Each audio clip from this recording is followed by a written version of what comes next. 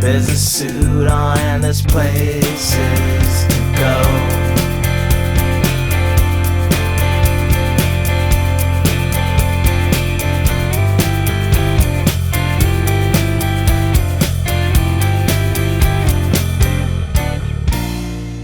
Hey, Kujin. Hey, here we go. So we're on such a roll talking about singles. We spent probably an equal amount of time talking about the film and the soundtrack. And we were planning on talking about Soundgarden, but then we wanted to narrow it down to 2 albums. Because I think if you look at Soundgarden's career, it's kind of an interesting thing. There's like the Ultra Mega OK, which was on SST. And then there's the Sub Pop album and then the Sub Pop EP and the Louder Than Love. And then you have Bad Motorfinger, and then the last 2 albums, which are Superunknown and Down on the Upside. So we're just going to focus on those 2, because if you try to attack the whole catalog, that would be a pretty enormous episode, I think. Yeah, we can briefly sort of skim over where they came from. I find it interesting that somebody, did I read it or did I hear someone talking about how they compared Soundgarden's trajectory to Metallica's, having multiple albums that were sort of on some indies. It wasn't Louder Than Love. That was on A&M, right? That was a major. I want to say that Louder Than Love is their debut major label album. I think that was on A&M, but it's got the same aesthetic as the Sub Pop stuff. Like the visual. So it's like, it's kind of weird because they did Ultra Mega OK album. They did it for SST, and I think they did it on SST because there was this period of time where Sonic Youth, and some other bands, they all wanted to get an album out on SST because of the prestige factor. But SST is a really terrible label to be on. You won't get paid. There's probably no distribution, whatever. And they all had the same problems. But I think Soundgarden had their first album come out on SST because they wanted to have that cred. But maybe it was FOP or something, the Sub Pop EPs, maybe those came out before Ultra Mega OK. I'm not going to claim to be a die-hard Soundgarden fan in the way of knowing every album the way I know, I don't know. I can choose another band and be like, I know all their catalog.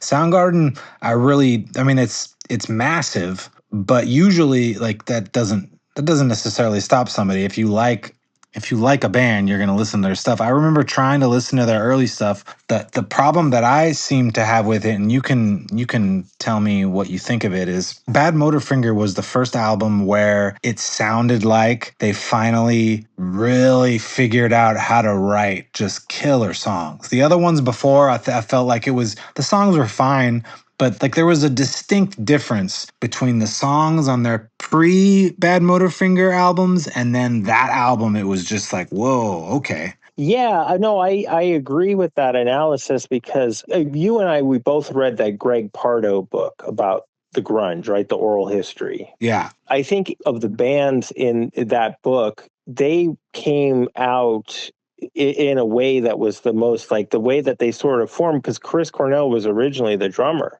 Where everybody was coming from in that band was just really all over the place. And like, I think early on, from what I remember reading in that book, early on, people didn't really know what to make of them.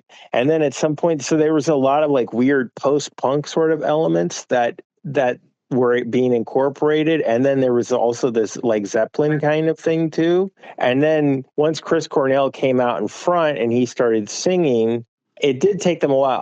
I trace it. I think that Ultra Mega OK has like a couple good songs, but I think that Louder Than Love, it's not a great album the way Bad Motorfinger is, but Louder Than Love has some really good songs on it, and I think that's where they found their footing.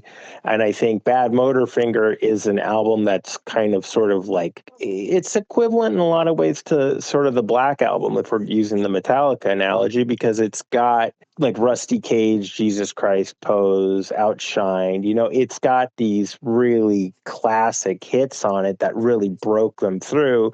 It brought them into, it was that sort of like watershed album. And then the ones we're talking about in this episode, Superunknown and Down on the Upside, it's just kind of gravy. But Superunknown, man, it's hit wise, it's bigger than Bad Motorfinger. You get a band that has the type of success that Bad Motorfinger had, and you think, wow, that's pretty good. I don't think they would have assumed that they were going to blow that album out of the water. I mean, maybe, I don't know. It's a pretty huge album. I mean, some might even say top 3 seminal albums of that era, right? Of that scene. Yeah. No, I think that what you're saying, though, there's an important point to associate with what you're saying. So, like, check this out. I prefer In Utero to Nevermind.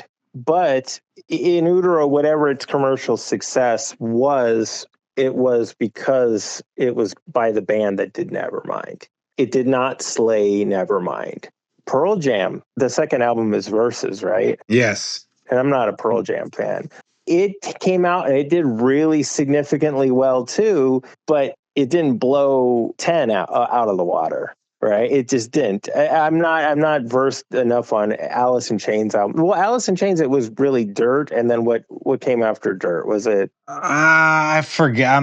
The Alice in Chains, I know them through how I was exposed to them via the radio and stuff, but I never really did deep dives on their albums, other than Dirt. I don't think anything they did after Dirt blew Dirt out of the water. But you can say Superunknown blew Bad Motorfinger out of the water. It just did. In every way. I would say it depends on what your definition of blowing it out of the water is. If you're talking about money, if you're talking about sales, I mean, Versus was, it was like, it outsold it. I want to say, no, what I'm thinking about is sales and popularity, all that stuff's important, but I'm thinking longevity. Oh, yeah. Everything everything that was a single off 10, Jeremy, Alive, Black. But the only thing that might get played off Versus is Daughter. Well, what about Elderly Woman, dude? Elderly Woman was played on the radio constantly.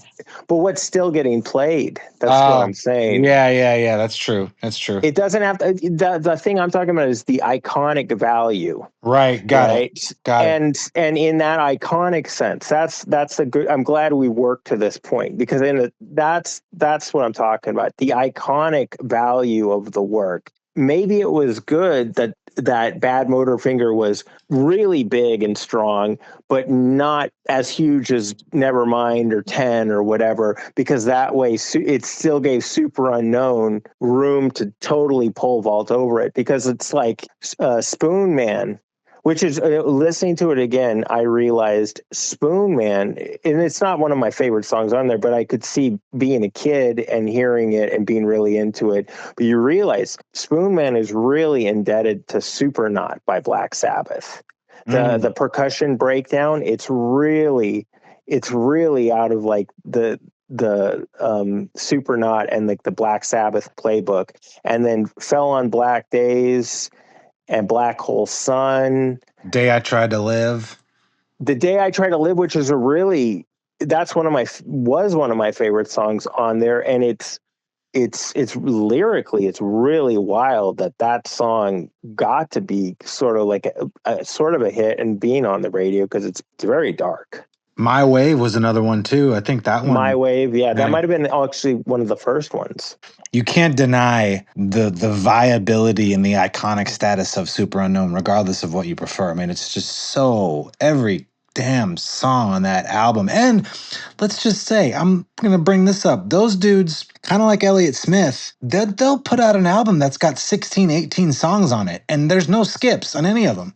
It's just bangers every single time. I'm looking at them like, usually it's too long because the songs that bands include aren't good. But then you're like, well, it might be too long for me, just generally speaking. But if we're talking about songs to cut, I don't know what songs I would cut. Yeah, that's a good point. And you know what? I'm looking at it right now too. There's a really heavy vibe to this album. And then there's also a really spacey vibe. And the track Superunknown, there is like this psychedelic aspect of it. And then it carries into Head Down. Head Down is also a really trippy song. I think that was Which one is Head Down? Is that the one that goes bam, Head bam, bam, Down. down, down, Yeah, that's it. down. Yeah. Sorry. Every time I hum a song to someone, I think of that Married with Children episode where Al Bundy goes to the record store guy and he's like, Oh yeah. him. And Well, yeah, so Superunknown and Head Down, there's like this psychedelic quality. And that was the thing I think with Bad Motorfinger, there were still songs like Slaves and Bulldozers and Room 1,000 Miles Wide and things like that. And that to me is a no skip album too. yeah, it is. That one still reminds me of like a metal album, almost. You know what I mean? Yeah, and I was going to say is that obviously the punk and some metal influences, but there was also a really heavy doom sort of aspect to them. And it's on Bad Motorfinger, and I think because the hits might have sort of outshined some of the other tracks that weren't hits on Superunknown, but the Sabbathy stuff is there. It's there in Mailman. It's there in Limo Wreck. And I hadn't been really into it when I was younger. I just, for some reason, I didn't like it. And now it's my favorite song on there is the 4th of July. It's so heavy. It's so dark. It's based on a story about when Chris Cornell did PCP when he was a teenager or something. And maybe it was on the 4th of July, I don't know, but he had a really bad experience. The song is based off that. And I love that line, like, down in the hole, Jesus tries to crack a smile. It's so good. But the 4th of July, that's my favorite track on the album. What's yours?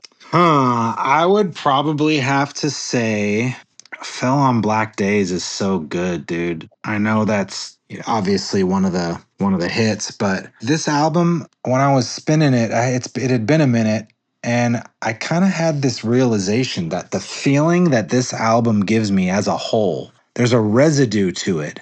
There's a palpable residue that's like part nostalgia, but I will say that this album, maybe more than any other fucking grunge album that I can think of, and this includes, Nirvana, Pearl Jam, whatever you want, the big four. This particular album is basically just a full-blown time travel mechanism for me. It encapsulates so many feelings from that time in a way that none of the other bands have, and I think that speaks to how huge this band was. They don't really get that moniker. It's always, the behemoth of Nirvana and Pearl Jam. But I'd say that there was like a good 2-year period where Soundgarden was king in that sort of sphere, right? Listening to it again today, I realized that as a writer, and I'm not just talking about the songcraft, which I think is obviously really sophisticated, but I think lyrically, I think Chris Cornell was really able to articulate a lot of the sort of like dread and nihilism, if we want to call it that. Because I mean, honestly, Kurt wrote great songs. Lyrically, it's kind of stream of consciousness, and that's okay, but there isn't really anything there. You think? I don't know. I feel like maybe on Bleach, but I feel like he claimed that his lyrics didn't mean anything. But you know what it's like, man. Regardless of how much you try, that shit always pokes through. You can disguise it. No, that's true. I'm not saying that it's totally like meaningless, but I'm saying that it's more of a stream of consciousness thing. For me, it's kind of weird though, because it's like I was thinking about because I put some Nirvana songs on a playlist, and the Nirvana songs where like the lyrics do kind of resonate with me are from the kind of the more obscure songs like well, you're right. I think that one really does. And like, oh, the guilt, clean up before she comes. Yeah. they had I Hate Myself and Want to Die. There was definitely lyrical stuff going on there, but there was a lot of stream of consciousness sort of stuff that was just turn of however phrase, like turn of phrase stuff, right? It was yeah, and then I think with Alice in Chains, you had it. It's a little bit more developed, and there's the combination of Jerry Cantrell and Lane Stanley. I Staley, think you goddamn Staley. Philistine. Sorry, Lane Staley.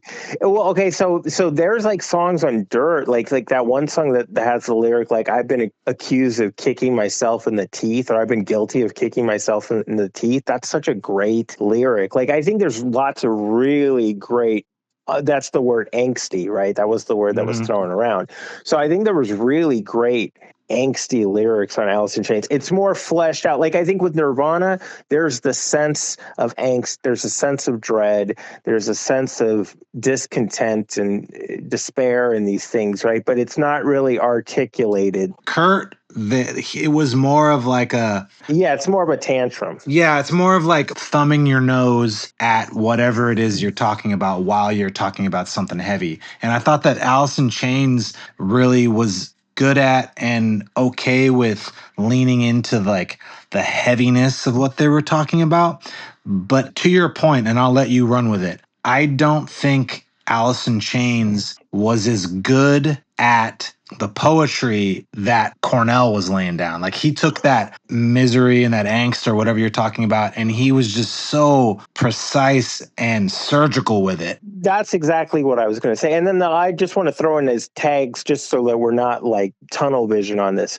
Melvin's, a lot of those times I think Buzz Osborne was just making up words and lyrics. There's nothing lyrically we can get out of Melvin's songs. Mudhoney, Mark Arm definitely had a lot of negative stuff to say. And I put Mark Arm up there second to maybe Chris Cornell. Mark Arm, lot of stuff about sickness, dread, things like that. And then Pearl Jam was kind of basically sort of doing like a John Cougar Mellencamp 2.0. No, to fuck me. you. Fucking Vetter was not John Cougar Mellencamp, goddammit. I've been listening to you. That was me paying him a compliment, You Couge. piece of shit. John Cougar. Jesus Christ. You should give John Cougar Mellencamp a second chance. You should give John Cougar Mellencamp a cyanide capsule so we don't have to listen to all of his bullshit. That's what I think. That's what I think. Little Pink Houses, Authority song. I can't get past his big hits. Jack and Diane. Jack and Diane is terrible. It's a Hurts terrible so, song, but hurts so good. And what about that one song that he did like later? Okay, well, let's scratch this. I'm going to reprise my insult of Pearl Jam, but I'm going to say they are Bruce Springsteen 2.0. Don't say Neil Young, because they want to be Neil Young 2.0, but they never come close to Neil. Look, here's they're Springsteen 2.0. We won't say. I was gonna say Neil Young, but we'll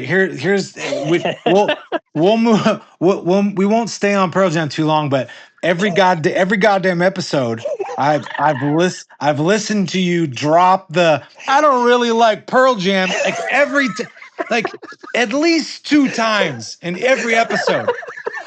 And let me tell you something.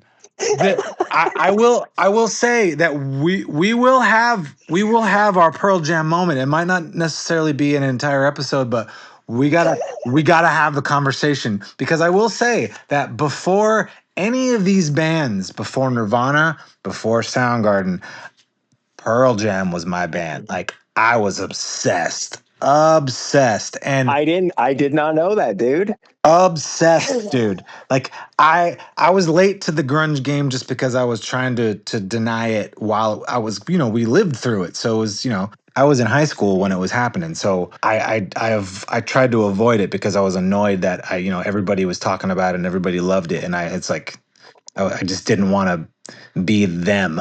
But Pearl Jam was the band that I glommed onto first, and I personally think that they have suffered the fate of being together still.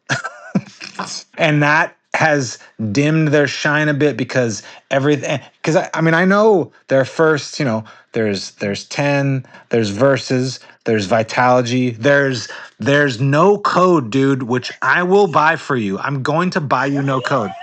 You will like No Code. That album has been just perennially shit on. Yeah. Yeah, but that album out of all of them, I would give to you with confidence and saying if you sat down with this and sat your biases about what you think about that band, you would like that album. I never said I hate them, but I just said I'm not like a fan. And I stand by my analysis, which is basically they were presenting a more of a kind of blue collar sort of working man's sort of heartland version of whatever it was that was coming out of the grunge thing. And I didn't mean that in a expressly pejorative way. Though I did present it that way, kind of intentionally. The essence of what you're saying came out in them. It's proof. Like the more albums they made, the more that came out, and the more I noticed it, and then I just kind of lost interest. But it took me a good 7 albums before I was like, all right, I'm done. But well, I think it started. I started to pick up on that sensibility with Verses. But the thing that's funny is that and we'll talk about this some other time, but I was somebody that was really dismissive of Springsteen when I was younger. And because I was just familiar with like the really sort of like Born in the USA and that kind of thing. But then when I got into like Darkness on the Edge of Town and stuff, that's one of my favorite albums, dude. I'm not dismissive of Springsteen, and I do actually like John Cougar Mellencamp. I like a lot of his songs a lot. I was not trying to be unnecessarily dismissive of Pearl Jam, but I want to move things on really quick. I think the thing that if you're going to talk about Superunknown transitioning to Down on the Upside, and this is the reason I wanted to verify, is Michael Beinhorn, right? Mhm. So he produced Superunknown, and I even remember reading about when Superunknown came out and reading like Guitar World and stuff. But I don't know what other work Beinhorn has done, but he, from what I remember reading back in the day and then in hindsight, he really put them through the paces on Superunknown. He pushed them as hard as he could, and they let themselves get pushed as hard as they could. Probably that cohesive sound that you're talking about, especially in the aspect that's not just purely nostalgic, because I understand that, but I do understand listening to it again today and everything, that there is this cohesive sort of ambience to the album. That's the result of just sort of the synergy of the band and then Beinhorn's perfectionism and Brendan O'Brien's mixing. I think that gets it. And I think that the title track and Head Down, those songs really, it's that kind of that particular sort of sound they have is on full display. And then what I was saying also about this lyrical transition, Chris Cornell, none of the other guys, Mark Arm, Kurt, nobody can touch Blow Up the Outside World. Lyrically, that song is it. Burrow down and blow up the outside world. It's just that whole sense of, I mean, that song and what's the other one, like Kill Your Health, Kill Yourself, and Kill Everything You Love. It's funny too, because at that time, and this came to mind, what at that time the guy who people were really looking at for being like super nihilistic lyrically was Trent Reznor. And I have to say, there's always been, for at least the Broken, Pretty Hate Machine, and then Downward Spiral, he's got at least like 3 or 4 songs on like each one that's good, and then other than that, whatever. The guy's like totally overrated. But it's kind of funny, it's like, because he was giving like Chris Cornell a hard time later on when Chris Cornell did the Scream album, but like lyrically, Trent has never come close to, in all his work, he's never even come close to Blow Up the Outside World, or what's it called? Burden in My Hand is the Kill Your Health, Kill Yourself, and Kill Everything. Oh, that's right. Yeah, dude. Like that, nobody at that time could touch could touch Chris Cornell lyrically at that. It was just, that was so, Blow Up the Outside World, especially the video, you really get the vibe of the captive generation that just did not have access to the power, wealth, and autonomy that the baby boomers had. What's the rest of that line though? The rest of that line makes it, because he says, "Kill your health, kill yourself, kill everything you love, and if you live, you can fall to pieces and suffer with my ghost." Yeah, So good, dude. it's Oh so my good. God, what an asshole. So when they hit Superunknown, that album, I don't know if it was the producer's idea, the guy that you were talking about, Beinhorn, or what, but they opened up their songwriting much more like democratic on that album. They started kind of letting everybody bring their songs to the table. And I don't know if that has an effect on anything. I don't know if that is the thing that sort of differentiates the shift from Bad Motor Finger to that album, but there is a shift, and I think that might be part of it. And it seems like those dudes were riding high on that album, and then of course into Down on the Upside, shit got weird. I don't know if it was just like, fame gets heavy, and I know Cornell was drinking a lot when he wasn't before, and they all just kind of fell apart during that album. But well, there was I think it was two things that I remember from the Pardo book. One I remember was what you were saying, like that kind of like the uptake in Chris Cornell's sort of like substance use. The bass player is Matt Cameron, or that's the drummer? Drummer's Matt Cameron. Ben Shepherd is the bass player. Ben Shepherd is the bass player. Ben Shepherd, I remember in the book, he's described as getting more erratic. Oh, and then they also had, collectively, they all sort of had a PTSD from the micromanagement, perfectionism of the Michael Beinhard thing. That's why I wanted to check with you about that dude's name before we started the episode, because like he was so important in making Superunknown what it was, in the sense of so great, but he's also important in forcing the reaction, which was Down on the Upside. Right. Which was a reaction against it, because Kim Thale said that he heard the album before it was released. And this is in the Pardo book or Prado book, whatever. And he heard the album before it was released, and he thought that those were the demos. And then it got released. And I'm like, you and I would be like, thought those were the demos, bro? Those are some amazing demos. Down on the Upside, or? Yeah. Oh, Jesus Christ. Maybe the perfectionism of Superunknown made him listen to Down on the Upside and think it was really underproduced. Yeah, like you said, that's a weird thing to say, considering that album is just fucking bananas, dude. Yeah, I mean, I want to say one song that always grabs me, and I think that everybody who's a Soundgarden fan really loves this song, but it doesn't get talked about enough, and that's why I wanted to bring it up, was Zero Chance. Dude, the ballad. I'm so fucking glad you said that. That song is my favorite song on the album.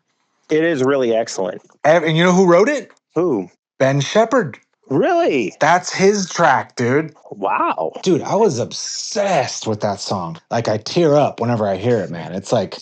Yes, it has that vibe for sure.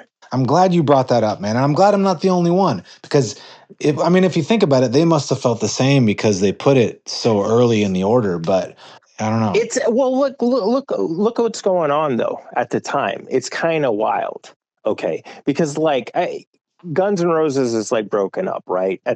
By that point, probably, or it's maybe not. I don't know. They're all awaiting Chinese democracy. Well, that was later. But you think about it. At that time, as like a harder rock band, you could get a kind of an easy hit single. This doesn't really happen anymore. This is an interesting thing we should maybe go into on an episode. But it used to be, if there was a band that's playing hard rock or metal or something, that the way the label would break them on radio is they'd start with a ballad.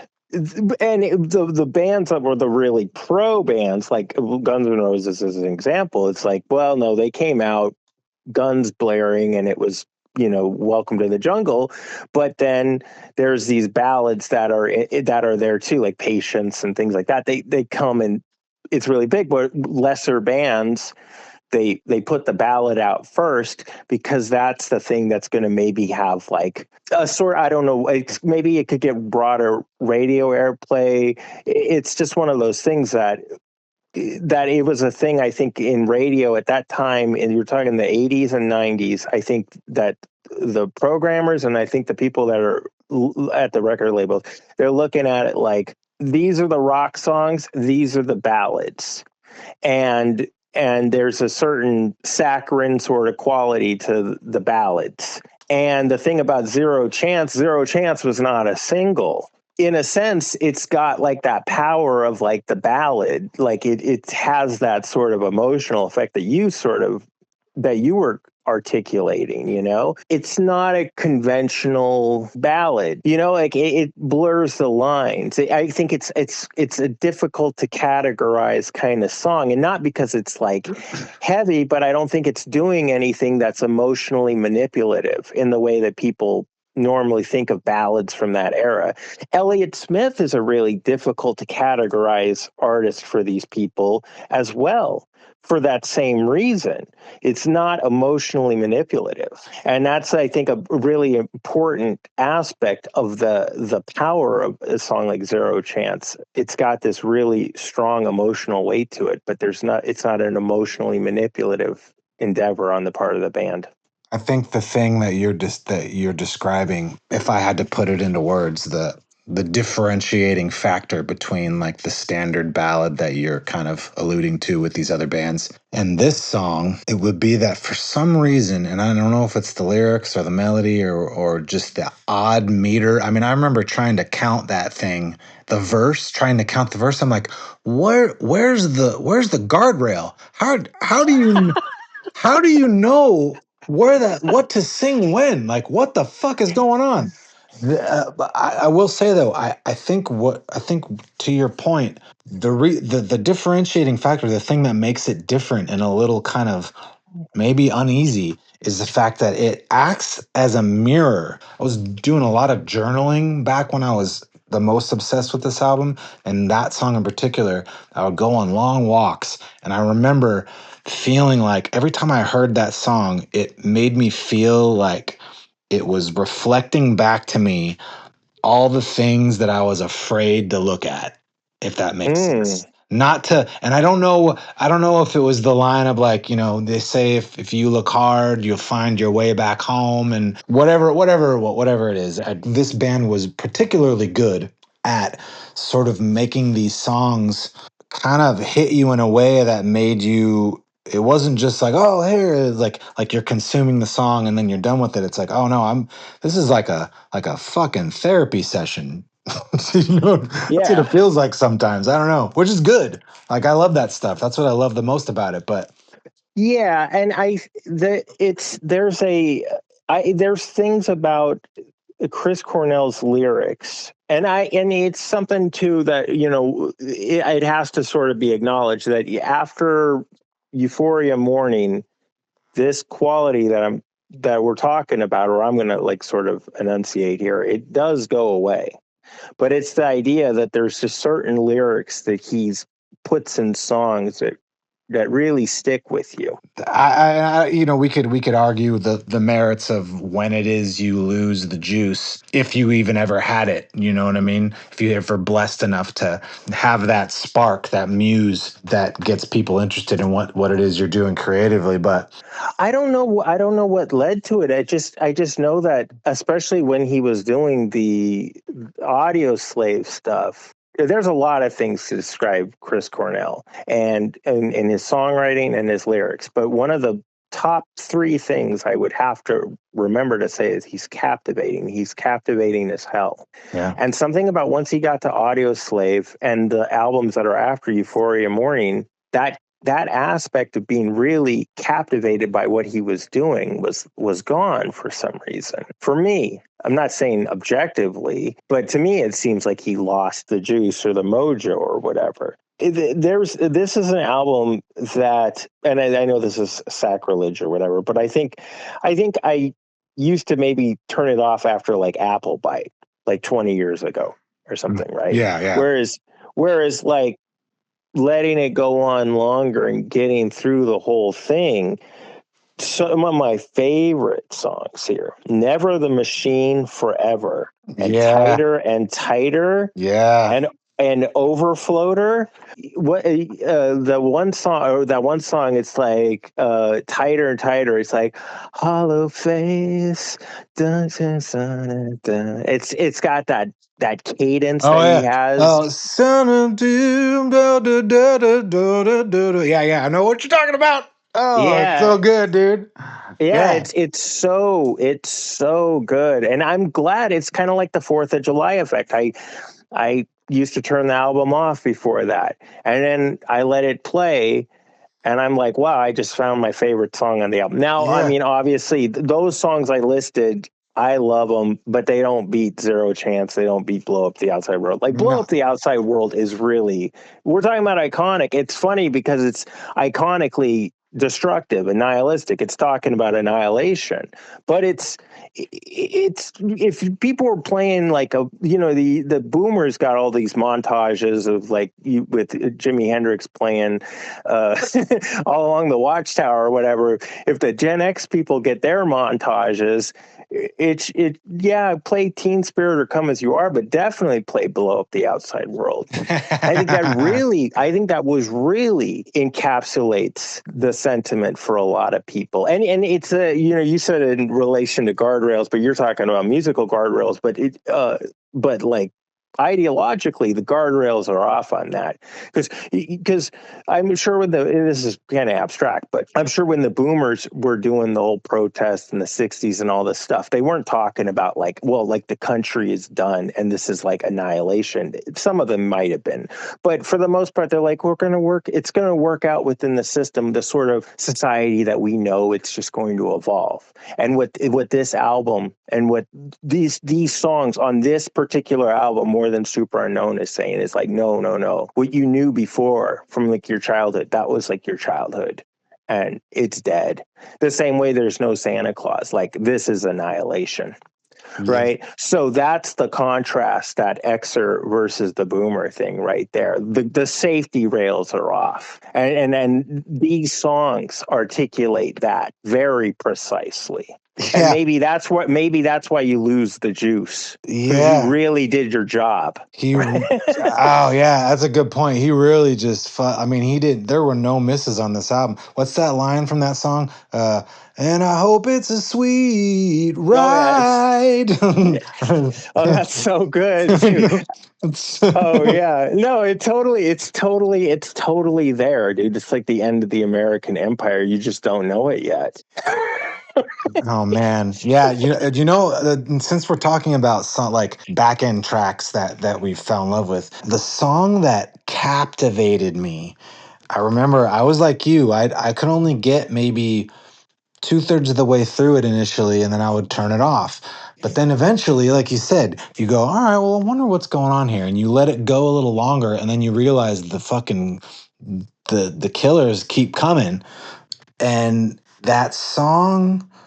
I think it's right after No Attention, which is another fucking incredible Oh, song. No Attention is great. No Attention is so good, dude. It's just like that's what I'm talking about. Like you can't imagine turning the album off before getting to that song. You know what I mean? Like Yeah. but the one after it is called Switch Opens, and it's got the craziest, I guess that you call it the chorus. To this day, I still don't know how to count it. I've tried to count it every time I've listened to it, and every time I'm like, I don't know what time signature this is. I can't figure it out. They just drop a beat, and it doesn't make any sense, and it's perfect. Well, maybe we should do, because I don't have they did one album after they got back together, or did they do two? Was it King Animal? King Animal, they did one, and then he Yeah. Maybe we should, because I don't own it, but I know that there's some good stuff on there, and maybe you and I should hit that album up and do an episode on that. We'll maybe in a few weeks or months or whatever from now, we'll revisit Soundgarden on the final hurrah. But this, you really just hit like a 1-2 punch. I think if people aren't really that into it, it's their own sorts of prejudices, because I think that it's just Superunknown. Well, Bad Motorfinger, it's excellent, but Superunknown, Down on the Upside, it's a 1-2 knockout punch. I don't know anybody at that time that did it, and I don't know anybody really since that did it, right? So that's like my last words on the topic, is that it's just, you talk about doing 2 5-star albums, no skips, and then you're out. Yeah, I would say too, and this might just sort of be kind of like an obvious thing to say. I sort of realized that out of, if you're just going to take the big four, the grunge big four, Soundgarden is the most talented band in that group. Yes. Without Yes, a doubt. absolutely. Not even close. And I would even venture to say that if I had to make a top 5 out of the entire grunge like lexicon, like the big albums, they would, like, both of those albums would be in the top 5. And one of them would be in the top 2, maybe top 3. Yeah. I definitely agree with you. I know that you wouldn't put it. I would definitely forget about it a lot, but I would definitely have to carve out in the top 5 Dirt. And I've seen lists where they put Dirt by Alice in Chains at number 1 for like contrarian reasons. Mm-hmm. I would definitely carve out a place for that. And then when it comes to Nirvana, I would probably pick I would either do In Utero or Bleach, probably before Nevermind. And Nevermind is it's fine. But, and you know what, a Nirvana album that like I realize that I love, but you don't think of it as an album so much because it's sort of, I love Incesticide, but no, I was going to say the Unplugged. Oh yeah. Unplugged is great all the way through. It's so good. Yeah, it's one of their best. I would almost say, if I was going to be really unconventional, I agree with you. I put Superunknown, I put Down on the Upside in that top 5. I'd put Dirt by Alice in Chains. If I was going to put a Nirvana album in there, I'd be like, yeah, dude, I think Unplugged. Fuck, I think you're right. It's really, that's a no skips, and it's just got like a vibe, and I don't know, man. I think that I put it in there. If you wanted to tell people like these are like the bands that sort of define grunge, and then I know we would differ because I'd probably put Superfuzz Big Muff by Oh, you know what? Maybe should we include Siamese Dream by Smashing Pumpkins? Yes. Because I think I'd put that in the 5. I'm not a big Smashing Pumpkins fan, but Siamese Dream, you talk about, that's a stone cold, like perfect album. That's a stone cold killer, dude. That whole fucking album is incredible. It is so good. So that's my top 5. I'm not going to list them, but I'd say Superunknown, Down on the Upside are both there. Siamese Dream, it beat out Mudhoney. Mm-hmm. Dirt by Alice in Chains, because you have to. And then I'll put it at number 1. I'll put Unplugged by Nirvana at number 1. I think that's the most important album.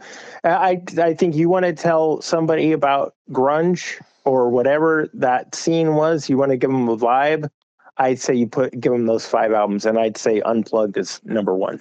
I think you're fucking right. Wow, man, you really got me thinking. Shit, I thought I was gonna say I was gonna do In Utero, but the album that represents them the most, I think, is that Unplugged album. And dude, realistically though, look, and we're talking really heavy praise about Soundgarden for like almost an hour probably, but the most powerful, iconic moment of the 90s is really Kurt doing Where Did You Sleep Last Night? Yeah. It's something else, and that's a whole other thing to get into. Maybe we could do an episode on Unplugged. I feel like we've become closer as brothers. Yeah. And I also feel like you kind of strangely blew my mind on the Unplugged thing, man. I don't know why I'm surprised at that, but I'm more surprised at the fact that I didn't come to that conclusion myself. Well, I didn't think of it until just now. It blew my mind while I was formulating it, I don't know, man. It just makes sense. Always the one who's out of step. Is there something the matter with you? You were just standing there in the hall the next day, the way you always are, and you heard the girl